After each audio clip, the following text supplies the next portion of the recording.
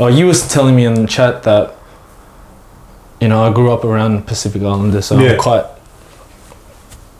well versed. The Pacific Islander culture. Well, more than most people. I get it. I kind of get it, and I'm empathetic to different things, the culture and all that.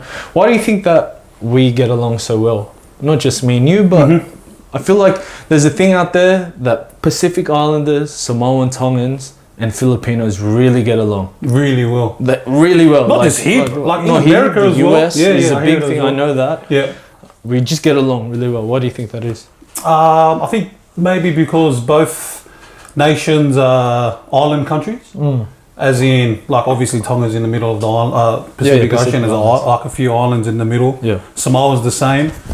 Philippines has 1,000+ islands. Yeah, thousands of people don't know that it is island life out there, because some people might just think, you know, it's a city, Manila, and it's urban. No, it's all the islands are. You showed me photos. I watched that video, that doco as well.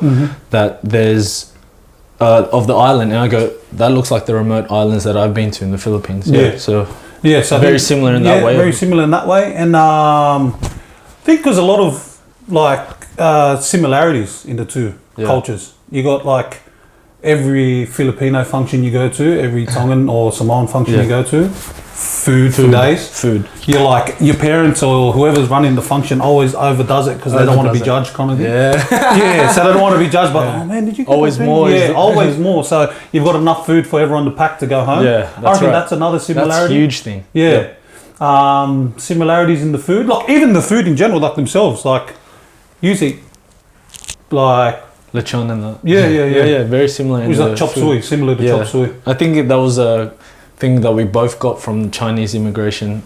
Or Chinese influence. The pork, and even like the roast pork. The chop suey for sure, and then our pancit.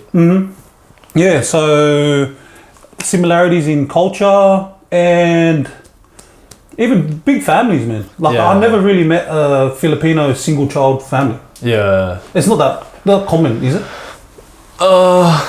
I don't like me and my sister, but like even if you think back home, there's so many kids. Like people have watching TV. There's nothing to do. There's nothing to do. Just make kids. But so growing up, I think you growing up with like your family, friends, and I've grown up with like a big family and friends, and it's not like just between like you and your siblings. It's literally you and your 50 other siblings, your cousins, families, your friends, and all that.